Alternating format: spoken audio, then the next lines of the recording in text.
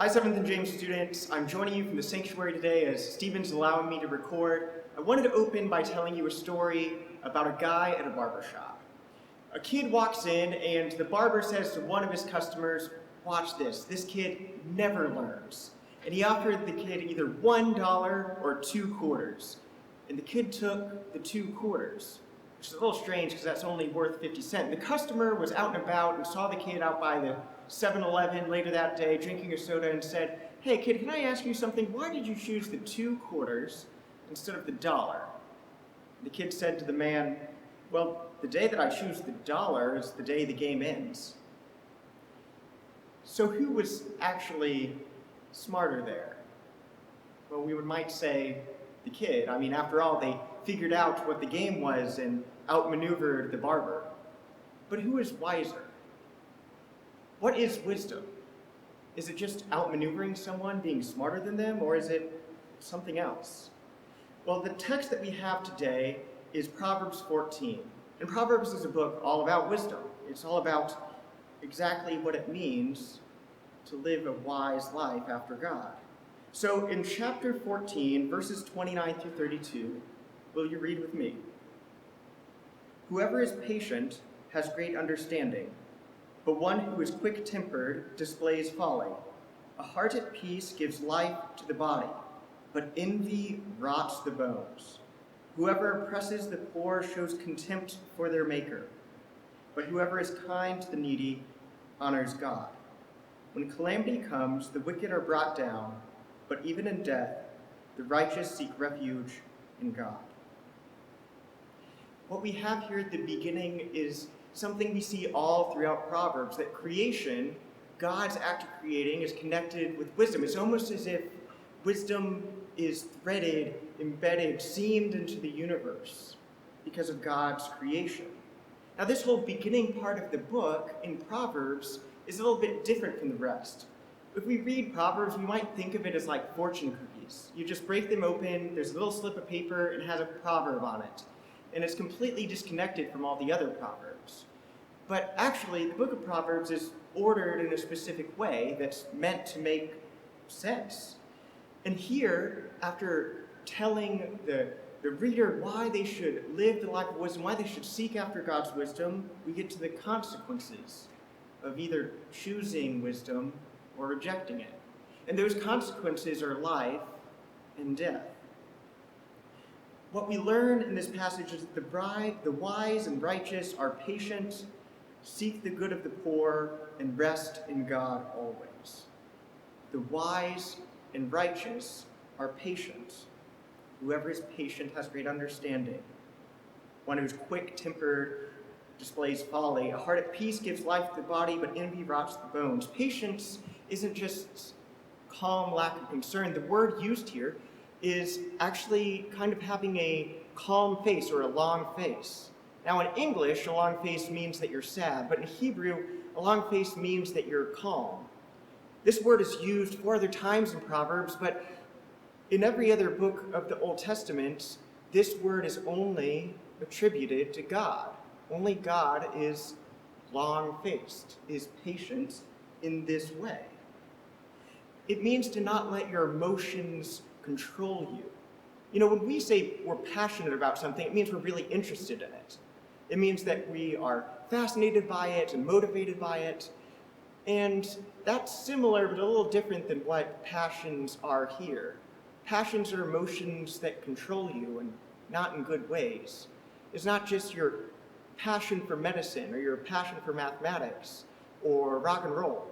It's a passion that causes you to react suddenly. A lot of us may have felt this. We might say that we acted in the heat of the moment and then came to regret it. That's exactly what this proverb means when it says that a quick-tempered displays folly. The word for quick-tempered is short of spirit. It's someone who's controlled by their passions, by their emotions. It's not someone who displays patience. When you're patient, you give time and space for someone who's wronged you to recognize they're wrong. That's why it's so often attributed to God, that God doesn't just react, God isn't so capricious or angry that as soon as we do wrong, we're not dealt with anymore. God is always long-faced, always patient, always living and abiding with God's people. So jumping to react without considering wisdom, that's foolishness, even if it's so completely natural. Where patience may not come naturally, but it's a gift of God's wisdom. In verse 30, we get that word that NIV translates as envy is also translated as hot passion. And that's exactly what we don't need to be driven by.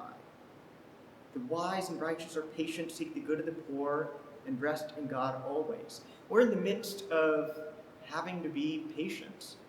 We know that slowly we're going to start opening up, or at least we're hoping to go that direction, but there's a lot of things that we don't know. And different parts of the country are going to be reacting differently based on the situation on the ground.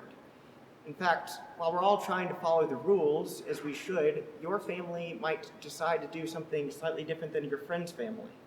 And that might make you angry if you're not allowed to go somewhere that your friend is allowed to go, or you think that a family member is being more reckless than you think that they should be.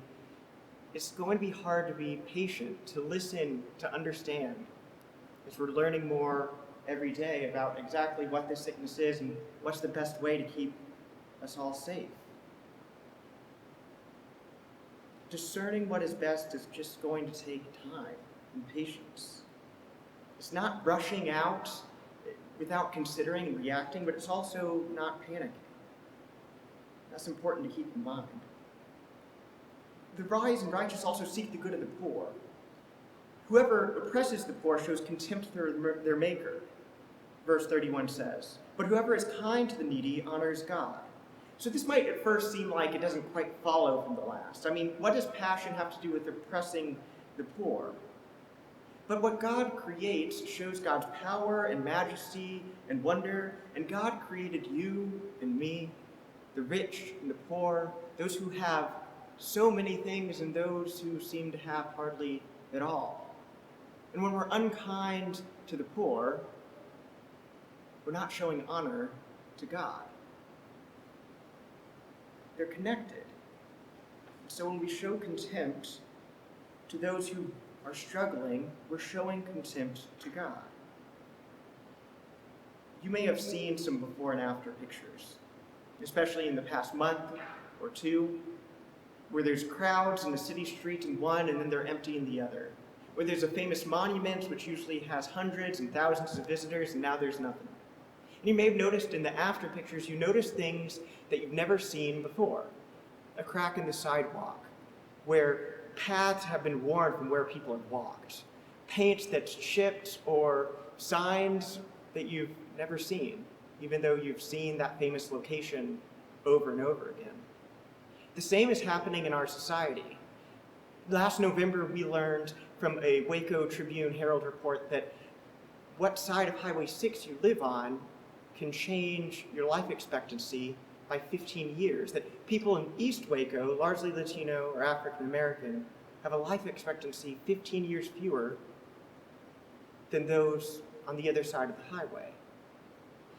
That hasn't gone away. In fact, we've seen across the country that Black Americans and Latino Americans are more likely to catch the disease, suffer, and even die from it. That's not a new phenomenon, but we're coming to see in new ways exactly what these cracks in our society are. Things that we didn't see before when we were all crowding the streets. But the question is, do we show contempt for the poor because of our passion? Even if we recognize, and we've seen the reports of nearly 1/5 of the country being unemployed, of homeless being put in boxes and forced to sleep outside in front of glittering hotels that are empty. Those existed before, but now, as so many are laid off from no fault of their own and having difficulty finding help, we can maybe see them more clearly. And I have to admit that sometimes I do show contempt for the poor, though I wouldn't ordinarily like to admit it. I remember often I go to the Wendy's drive-thru, especially, I stress eat a little bit of the Dave's Double or the Biggie 5-pack or the 444, whatever you might get at Wendy's, frosty cappuccinos. I like a lot of the menu. And oftentimes, someone who's homeless will approach me to ask for a meal. I was in the drive-thru before any of this began, and a man approached me and he said, could I have something to eat? And I asked, okay, what would you want? And he said he'd have a Dave's original meal, a #1. And I asked him if he wanted everything on it. And he said that he did. And he said, my name's James. And I said, I'm John. And he said, John, James, our names are in the Bible. And I didn't really know what to say, so I said, yeah, I guess they are. And I got his meal and went through the line, and I looped around Wendy's once, looped around twice, I couldn't find him, looped around 3 times, where is he? And I got to be mad, just upset. I had spent $7 on this combo meal, $7 whole dollars, and I couldn't even eat it because he had everything on it, and I'm very picky, and I don't like mustard and ketchup. So what was I going to do with this extra meal? And I was uncomfortably upset by it. And then I found him, and I rolled down my window, and he said, hi, would you mind buying me something to eat? I'm James. And I said, hi, James, it's me, John. And he said, John, James, our names are in the Bible. And then the same look I saw on his face was the same look I saw on my grandmother's face when she had dementia. I don't know what psychological, mental struggles he was going through, perhaps memory loss like my grandmother went through. But that's not where my mind went when I couldn't find him. I didn't have any natural benefit of the doubt. I just got mad and reacted because I was out a couple dollars. I would like to think I'm the only one who reacts that way, but I fear that I'm not, that often, while we should be safe and we should be judicious, we use those as an excuse to neglect the poor, and to neglect helping. And it might be tempting even now when we have to be away from people or distanced to use that as a reason to forget those who are in need. But there's several things that we can do. And I know that we're all really bummed out that our mission trip was canceled this year. I mean, I was really looking forward to doing a whole church camp and going to Fort Worth and with those in refugees and immigrants and celebrating a music camp with them, bringing our gifts and talents and having a really fun week. But there's still much that we can do here.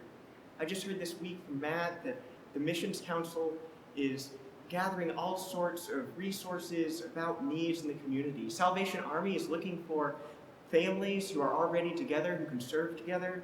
And this summer, whether we can go out or we can stay in, whether we do a video call and learn about the situation, how we can help in our own community, or whether we're able to don masks and gloves and go help ourselves, there's plenty of things that we can learn about and plenty of things that we can do to serve in our community, and the need's never been greater.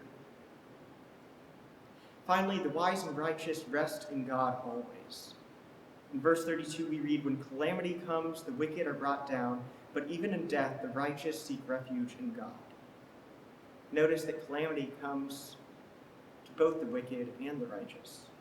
What brings down the wicked? The image here is kind of like something being supported by a rope, and the rope lets go, and their own weight brings them down.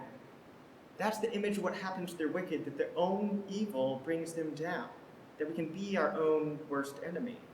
The righteous are different, that even in death, even in difficulty, they continue to trust in God, but even when things are most bleak, the wicked will not seek Him. Even when things are disastrous, we can trust in God. Augustine wrote that he was too proud to recognize the humble Christ.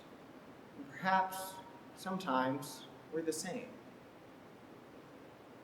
We forget that Christ came lowly and poor, that on the cross he said, Father, forgive them, for they know not what they do. Jesus came poor for our sake, so we might be rich in love and rich in his wisdom. So in Paul's time, he wrote to the Corinthians who had given to the poor in Jerusalem, and he is asking them to give again. And in 2 Corinthians 8 through 15, he writes, I'm not commanding you to give, But I want to test the sincerity of your love by comparing it with the earnestness of others.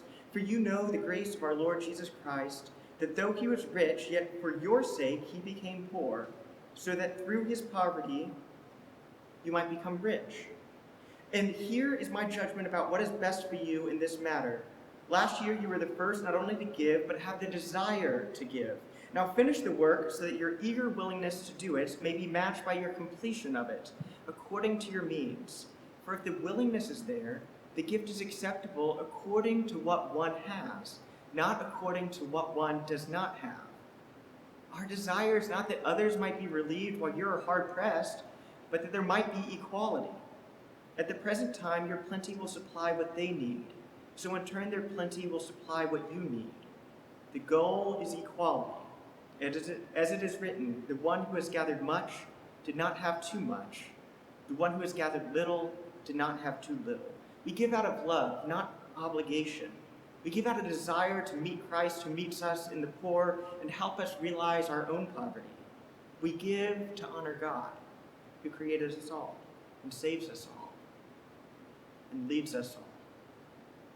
Dorothy Day spent a lifetime working with the poor and was once asked why. She said, "We are here for them because we're the ones in need. We're here because we're hungry for God. We're the ones who are hungry." And if someone said, "Oh, how nice it is that you feed the poor," she would say, "I know in my own heart I'm the one being fed by Jesus Christ." So give and receive, even if you don't have much. I remember a Spanish teacher who annoyed me in high school because she would say things like, "You all need to get out of your suburban bubble." And I thought, my mom won't even let me borrow the car on a Friday night. What am I going to do to get out of Mason, Ohio? So give according to your need, not according to what you don't have. If Taco Bell can ask me for an extra dollar or two when I go for a drive-thru order to help feed those who are out of school but still relying on school lunch, so can we. There's outdoor jobs, we can mow lawn, we can ask, we can seek, we can knock. You can give what we're able to give and receive God's grace, love, and wisdom to learn what we can, to serve where we can, and to give what we can, knowing that we'll receive more than we can imagine. Eugene Peterson said, "Wisdom is the art of living skillfully in whatever actual circumstances we find ourselves." We find ourselves in unusual circumstances, in a transitionary time, where it's going to take patience, where we're going to have to remember the poor, and we're going to have to rest in God always. Can't wait until we see one another again, whether it's by Zoom chat right after this, or in person when that day comes. Miss you all. Have a great week.